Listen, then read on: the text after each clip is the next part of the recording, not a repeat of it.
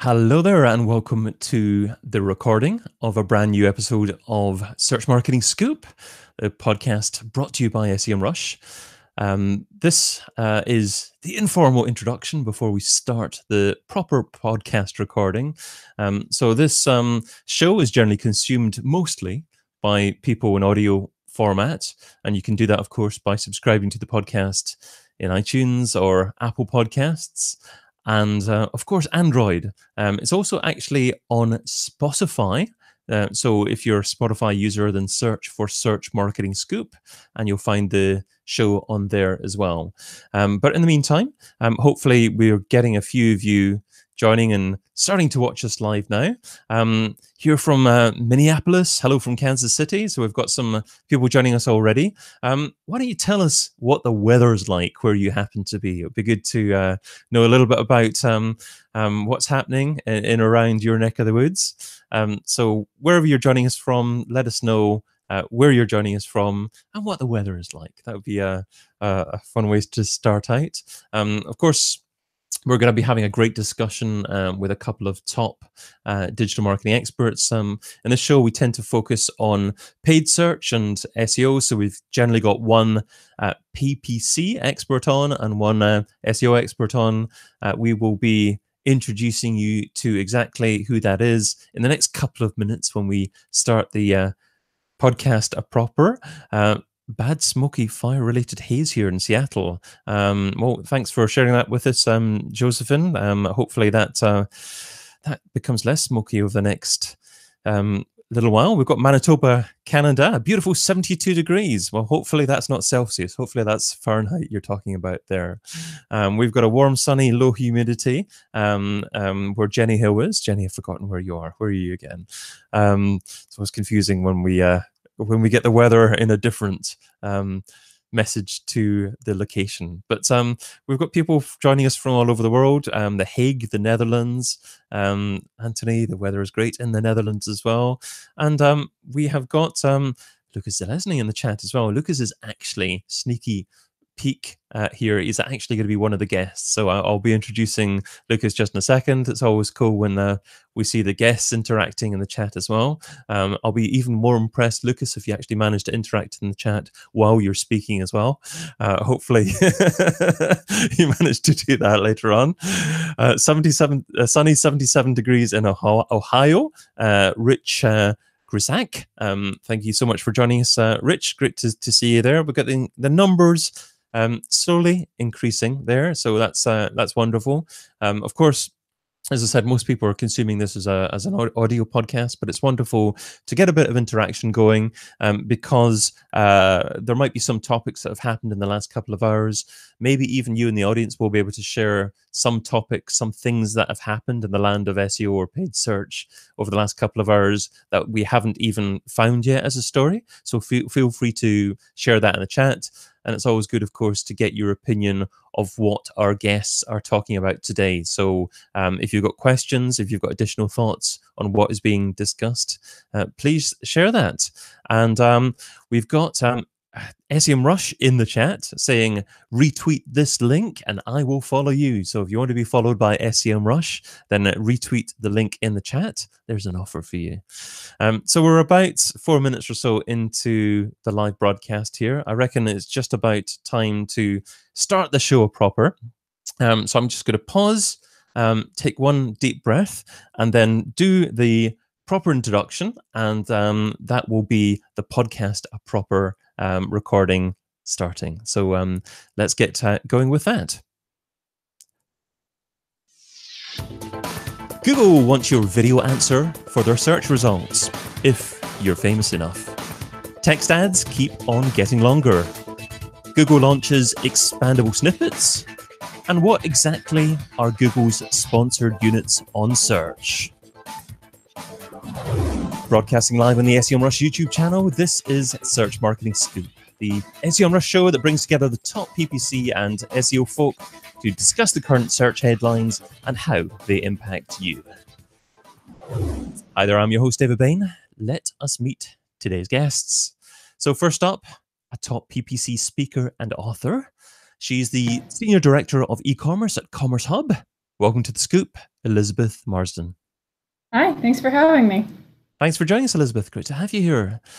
Next up, a man who needs no introduction. So I won't give him one. No, of course I will. He is a very popular SEO keynote speaker and director of organic performance at ZPG. Welcome, Lukasz Zelezny. Hello. Thank you very much for having me. Thank you, Lukasz. Thanks for joining us there. So let us stick with Lukasz for story number one, and that is Google wants your video answer for their search results, but only if you're famous enough. So what's this one about, Lukasz? When you sent me these topics before, I was thinking that you're really looking for my little more pessimistic side. You know me for you know me for years, and you know that I'm relatively optimistic and I like changes.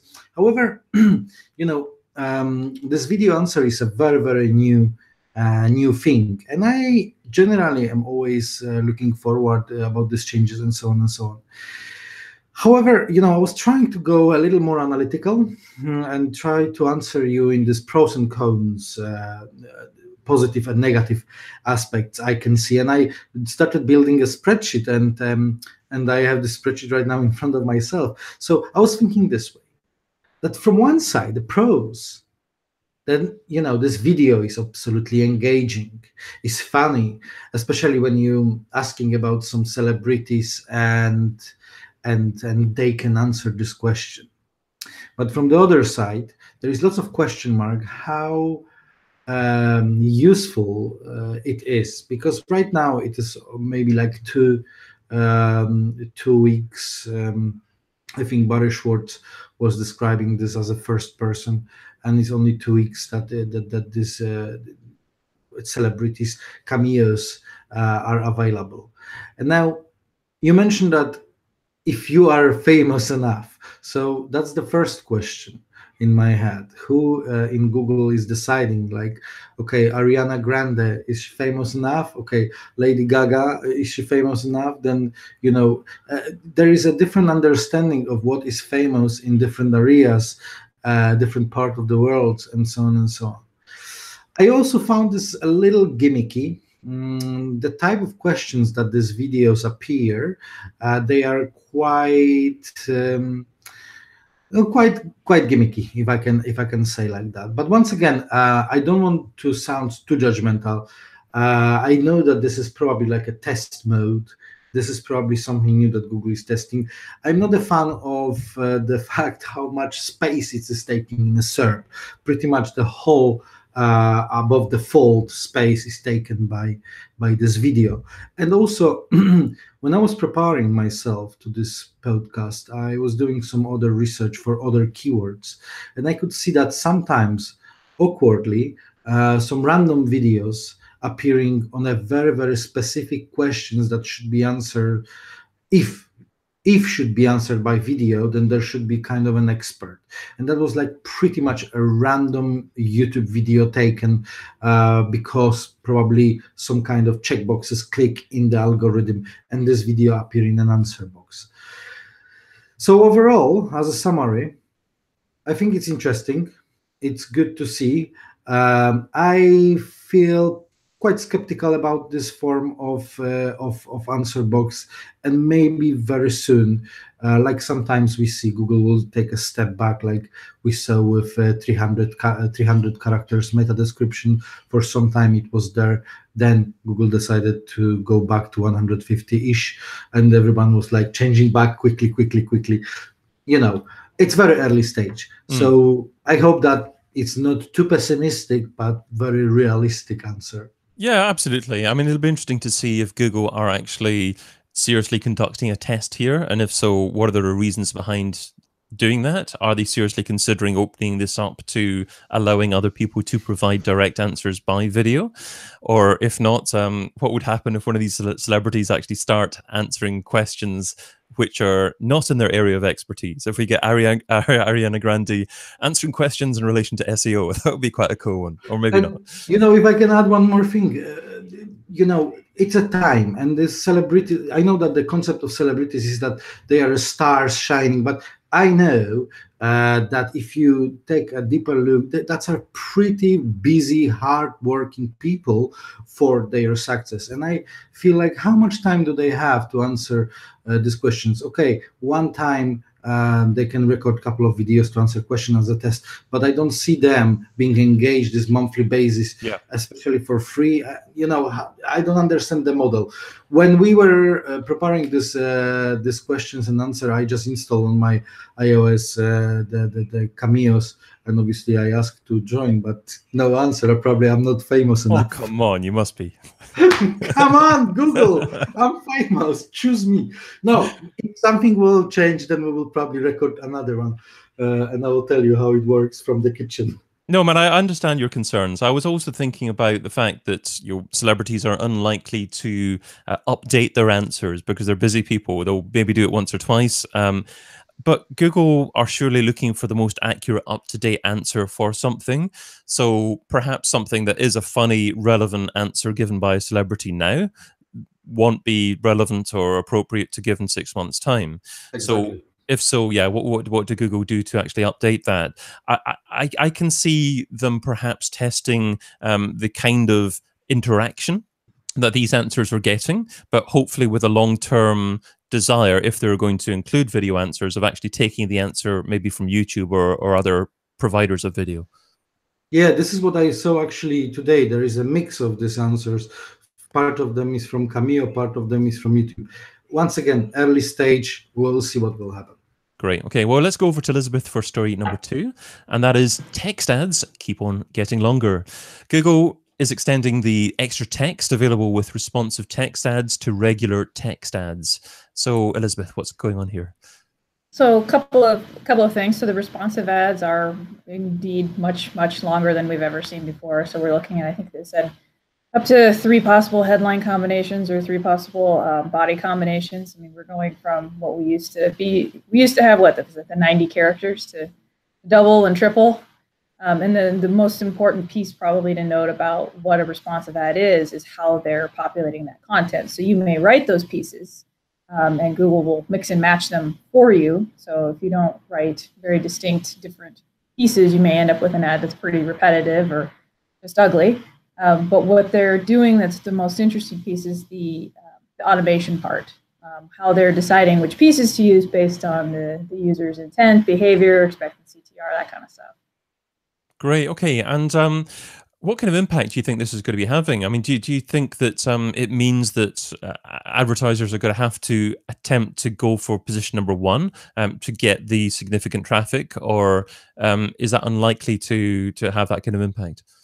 I think what it's going to do is, I mean, sure, there's going to be less spots available. I mean, that just makes sense logically, right? If an ad is triple the size that it is today, that means there's anywhere from 2 to 3 less ads that they may show at any given time. One of the things that we've noticed over time with some of the ad placements, those lower positions, those 6, 7, 8, 9. I mean, honestly, they don't seem to do much, and they don't seem to be very. I mean, some folks have decent strategies around kind of some lowball CPC to get in there and get that position, but you got to wonder about the conversion rate or the quality of that traffic at that point anyway. So does this mean that Google's then, in a sense, bubbling up the most important or the most relevant, the most useful, and therefore the conversion rate would follow? You hope the answer is yes, because they're doing it anyway. So I'd rather have the higher conversion rate at a slightly higher CPC than pay for lowball traffic that doesn't convert. Yeah. Do you think that in general users are scrolling less nowadays than they used to, and they're more likely just to click on a few results compared with previously? Yeah, I do. I mean, we are pretty, let's face it, we're good scrollers, but we're also a little bit lazy. So once you see the thing that you're looking for, you're going to go with it. And if Google's able to use their automated learnings on your behavior, on what to offer to show you, they're going to get it right closer to the top sooner, and you're going to stop scrolling. Yeah, absolutely.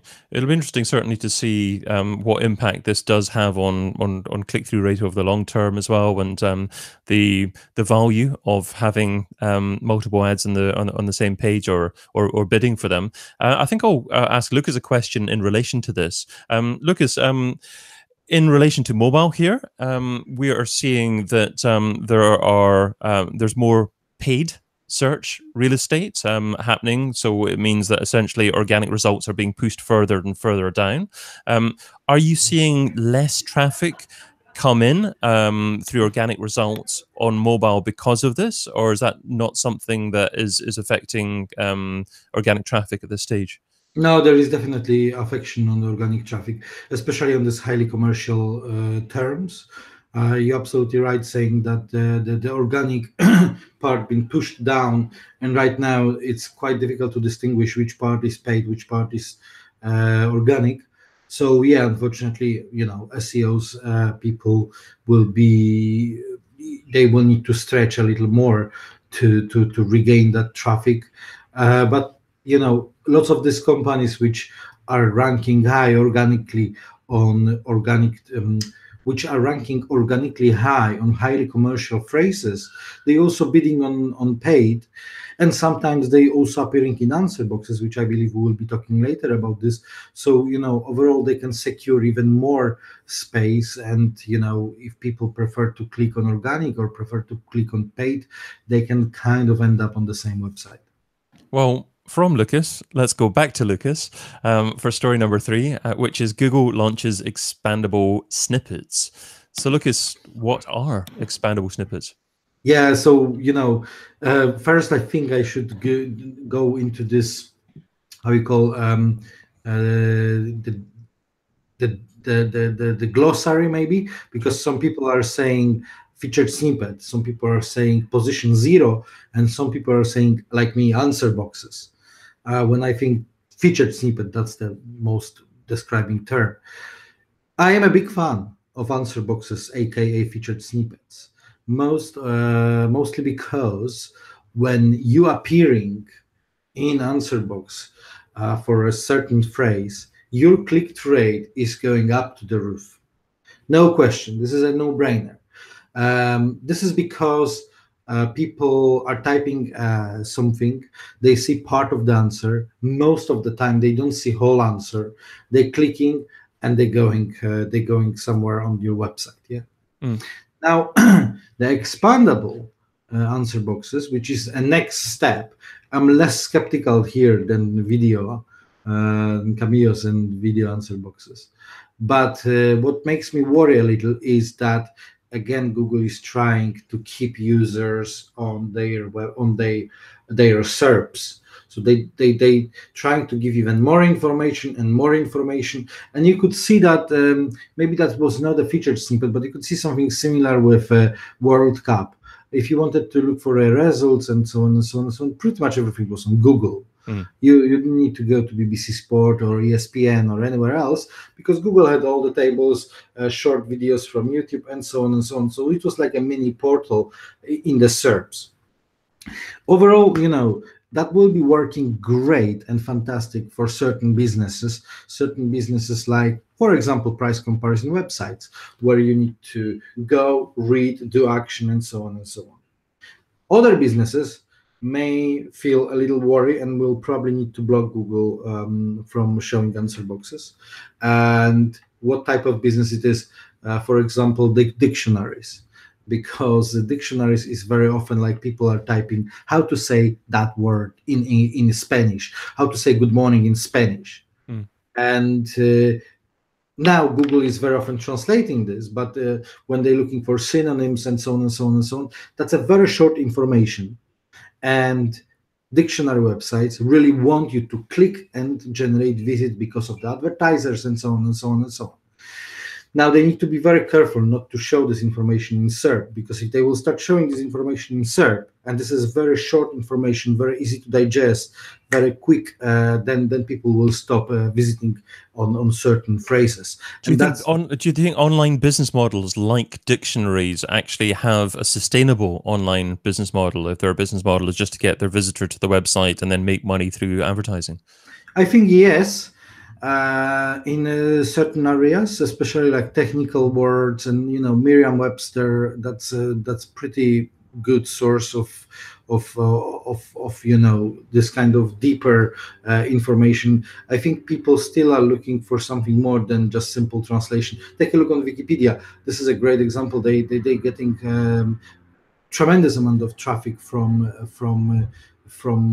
organic search, because there is this hunger. People are hungry to digest this information. And again, like, I know that the dictionaries is maybe a little old concept, but I think at least next 10-15 years they will be online. Okay, it was interesting hearing you say actually potentially block Google from including your website as an answer box. How do you actually do that? Well, I don't have the code right now at the moment, but what you can do, you can opt out from answer boxes. You cannot opt in. This is not like you have a magic code that you can opt in, but you can opt out. So you can say, hey, Google, whatever happened, I don't want to be in the answer boxes. And I don't know anybody who would do this, but maybe the dictionary website is a type of the business that I would recommend to do this, because of the fact that information is very short, and in 300 words you can give the full answer on the specific question. Yeah, William Rock in the chat saying, why would you want to opt out of answer boxes? So, yeah, perhaps a business like that makes money through advertising. But I guess another question is, how do you actually ensure that the content that Google displays in answer boxes is optimized to do the best job in terms of making people aware of your brand? Are there strategies that business can put in place, Lukasz, to actually do a better job of getting people to remember their brand as a result of the content that appears in answer boxes? Yes, we see answer boxes are working a very weird way. There is no, they not work the same way like Review Star or something like that. Google generally deciding that, okay, this website is ranking relatively high on position 3 or 2, and we are firing answer box on this phrase, which means that we can choose a paragraph of text and show as an answer box. But very often next to the answer box there is a picture, and this picture can be taken from other website, which personally for me it's really confusing. Why would you take a content from one website and then the picture from the other website? Obviously, you can start optimizing, you can start tweaking content, you can start rewriting, and that works. But it's a very fragile ecosystem, because there is no something like do step ABC and you generally can rank. No, it's much more complicated than that. I'm always on the conferences sharing with people that advise that they should use something which I call simple English. Wikipedia is written in simple English. Lots of popular phrases like England, London, and so on and so on. Aside of the English version, there is simple English. This is that English version that foreign people who had 3 years of English lessons can easily understand. And I believe that at the moment where we are, the artificial intelligence behind the Google, which is reading that text and trying to understand if this is the right answer or wrong answer, this is the level of understanding of the English language. And if you write an answer without any fluff, without any, well, frankly speaking, and so on, just straight to the point, short sentences, very kind of condensed form, then you have better chances to rank there with your content. One more question from William Rock, Lukasz. Have you seen structured data helping keep the answer and image together, or is it just random? No, it's random. Unfortunately, it's random. I don't see any link at the moment between structured data and answer boxes, and that's like answer boxes is something from another planet. I'm quite successful of placing lots of results in answer boxes. To be honest, working close to the copywriters, explaining them, doing lots of tests, and the most important, tracking the results every day, tracking the results. I think Semrush is very good in this. Semrush is tracking featured snippet, and that would be probably another step to track which snippets are expandable, which snippets are non-expandable, and which snippets, featured snippets, are video one. But once again, I couldn't see any link between structured data and featured snippets.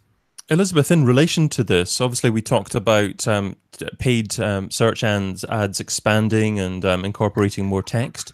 Do you think the next stage may even be expandable paid ads, or do you think this is too much or unlikely to happen? I mean, sure, why not? So here's the thing. When you look at the differences between the lead gen and the e-com verticals, right? So when I see the responsive text ads, one of the things I see there is a response to quality of the content and additional content. So if you're going to charge $200 a click, so for a real estate attorney or for a mesothelioma attorney or cord blood or one of those industries, you have to start justifying that cost because as we all know, it gets difficult for attribution and multi-touch, and some of those industries, they just don't, it's too hard for them. That's not what they do. So being able to justify that cost makes a lot of sense. So when you start to see the expanded content, it makes a lot of sense. They have it. They're able to, if they're able to effectively use it, why not? We see that a little bit too in the e-commerce side as well, as far as like whether or not you see a carousel of ads, do you see a 6-pack, do you see the knowledge panel there? Well, we know that the Google Manufacturer Center, while it's free and you could submit a product feed to it so that you can correct any product information that you have out there if you were the manufacturer, we know that that's making it into the knowledge panel, but we also know that that information makes it into other parts of the Google universe that are part of the paid universe. So the better information that can be out there and the more that they can show. I mean, look at Amazon's product pages. Those things are huge. If you were to, if somebody actually printed out, I think it was the Kindle page once, and laid it out, and it was almost 6 feet long. If you just print out all of the information that they provide on that device, I mean, the sale is made on that page. So, you know, why restrict yourself to 60, 70, 90 characters if you can provide the right information and get the sale of it? Great. Okay. Well, we're sticking with Elizabeth for the next topic, and that is what exactly are Google sponsored units on search and why do we need to know? So Elizabeth, what are Google sponsored units on search? So it's very related to that, and that's actually why I'm highly interested in seeing how the responsive text ads do over time. Is the sponsored units on search are Google's taking some of their product listing ads or Google shopping space back in a sense. So they're keeping it for themselves. So usually, you know, when you search for something, you'll see a 6 or a 9-pack on the right side there, or even if you're in the Google shopping interface, you'll now start to see what looks like a PLA unit with a little designation or badge on it that says Express, and it has the little logo, or it'll say that the seller is Google Express. And what those are sponsored units on search. And what it does when you click on it is it goes through Express to express.google.com. So it doesn't go to a retailer's website. It doesn't go to an advertiser's website. It goes to a Google property. And so why that's interesting is because what we're seeing over time, right now, and it's a little early days, obviously, because this really started to take off this year, is that some of the impression share is going to Google Express. So if you were to run a share of voice or a competitive report in your Google Ads account, you may see Google Express in there as a competitor. Technically, in some cases it could be, in some cases it could be complementary. So what we're seeing right now is that impressions are going to Google Express, but not necessarily clicks or conversions directly as it impacts Google Shopping. So if you were on the Express platform, you care because you want to make sure, obviously, that you're not competing with yourself. So Google has said that they dedupe those listings. So if you are a merchant on Express and you are participating in Google Shopping, you should not be competing with yourself. One or the other listings should show, and it should depend on that user, what they type. So search query, and then their user behavior and their preferences. So if they are enrolled in Express and they have a loyalty program connected to that, say Costco or Ulta or Walmart, then the higher preference is probably going to go to Express. Or if you have an unfinished cart on Express. So this is where that highly detailed user behavior and preferences start to play into your search results, not only just for Google Shopping, but I anticipate that heading back to what we're talking about with responsive text ads as well. So if they know that, you know, the great debate, what is it? Great taste, less filling. Which one is it that you prefer? If they know that you're a less filling kind of person, they're always going to go for that messaging because they want to get that higher conversion rate or that higher engagement. And that could be for text ads or for shopping ads. Okay, so are brands starting to see, in general, higher conversion rates for Express rather than actually using their own domains? It depends on who you ask, and it's such early days, but I've talked to a few different advertisers that are doing both. And of course, the first thing that you think of is, did I just give up, a sale on Express, which is a commission-based program that I had on my .com that I put all this work into for a lower CPC? Yes and no. So what I've been hearing is, because of the accuracy of when they know when to show a sponsored unit versus a regular product listing ad, the conversion rate is higher on Express.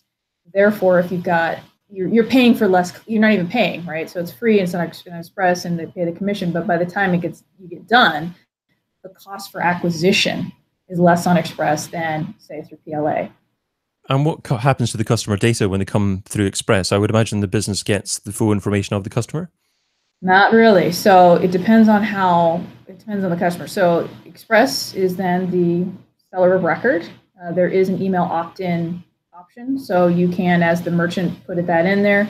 Customers do still have to opt in. If the customer does not opt into the email, to share the email with the merchant, you don't get it. It's masked. Okay, so you lose the customer. Yeah, potentially short-term gain for long-term not having that customer database.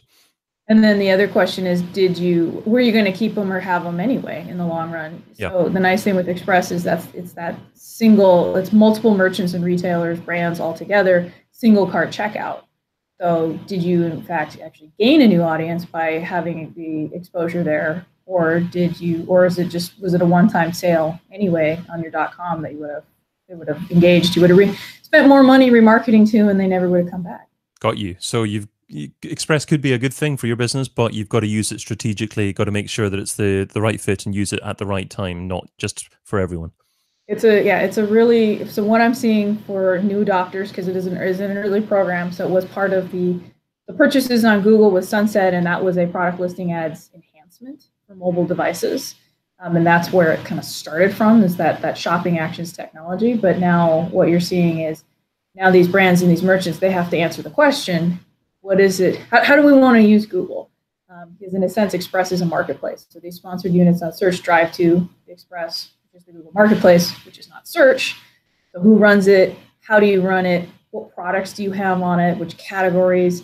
How do you charge? And then of course doing the economics of commission rate versus CPC versus CPA, that kind of thing.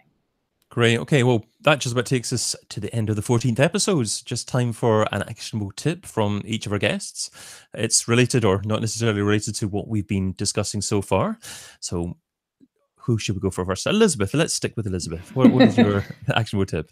So what I would say is, it's never too early for holiday. It is August 22nd, and I recognize that, but it is never too early to start, because the rate that customers move on getting ready and planning, and especially with all these new ad formats that are coming out, these new platforms. I mean, you've got 6 different channels asking for your budget this year. How are you going to divide that up? So now's the time to start to think about what's going to Amazon, what's going to eBay, what's going to Google, what's going to Bing, what's going to Facebook, Pinterest. Start planning now, really. Right. Cyber Monday, all those kind of sales, start planning now. It'll be here before you know it. Great stuff. Okay, well, you can find Elizabeth over at CommerceHub.com and also EBKENDO on Twitter. Thanks for joining us, Elizabeth. Thanks for having me. And Lukasz, what is your actionable tip? As always, gap analysis. Check keywords via Semrush, for example, where your competition is ranking and you are not, or take 2 of them, 3 of them, and check where they are ranking and you're not. That will help you to identify these gaps and then decide what type of content you need to fill these gaps. And maybe one more, don't forget about crawling your website and periodically and fix all the on-page problems. You can use Semrush, you can use deep crawl, you can use plenty of other tools. And maybe the third one, don't forget about Search Console. The new Search Console is a thing. Plenty of useful information. You can go with keywords that are already ranking and try to give them a little push up. If you do this on the scale, I guarantee that the traffic will go up. The new Search Console is a thing. I loved your gap analysis piece of advice as well, because I think a lot of content marketers decide on their own strategy or just write about what they feel is the right thing to write about instead of doing things by defining where the opportunities are and really do it from an ROI perspective and closely related to what the business does. Yeah, I agree that you always need to have some data behind. I think I could only add into the similar web, which is also finding keywords which are having a very huge spike in the popularity in very short period. That can also be useful. But yeah, data should be first, Great rather tips. than feeling. You can find Lukasz over at zelezny.uk, and that's a site where you absolutely have to check out his very own coat of arms. And also, you're launching SEO.London as well, Lukasz. So that's a new correct. site. That's correct. It's not finished yet. There is just the maintenance, but it's easy to remember, much easier SEO.London than Zelezny.uk. Yeah, it's hardly even worthwhile telling people to follow you at Lukasz Zelezny on Twitter, because who's going to spell that right? Yeah. Even I have a problem to spell it right. Well, thank you so much for joining us, Lukasz. Great to have you on. Thank you. And I've been your host, David Bain. You can also find me over at digitalmarketingradio.com. We will be recording the next episode 15 of Search Marketing Scoop at the same time, same place, the SEMrush YouTube channel on Wednesday, the 5th of September. That's in 2 weeks' time, when my guests are scheduled to be Mary Haynes from maryhaynes.com, Gianluca Benleli from Booster Box Digital, plus Mark Traphagen from Proficient Digital. Yes, we're going to have 3 guests next time. Slightly different structure, something definitely to tune in for. In the meantime, thanks not only to Elizabeth and Lukasz for this episode, but also to you for tuning in. If you liked what you heard, subscribe to the audio podcast. So head over to searchmarketingscoop.com, find the link there to your preferred Apple or Android flavor of podcatcher. And of course, if you are already a Search Marketing Scoop audio podcast subscriber, tell us what you think. A rating and review inside your podcast app would be very much appreciated. But until next time, be fantabulous and do one thing that scares you. Adios.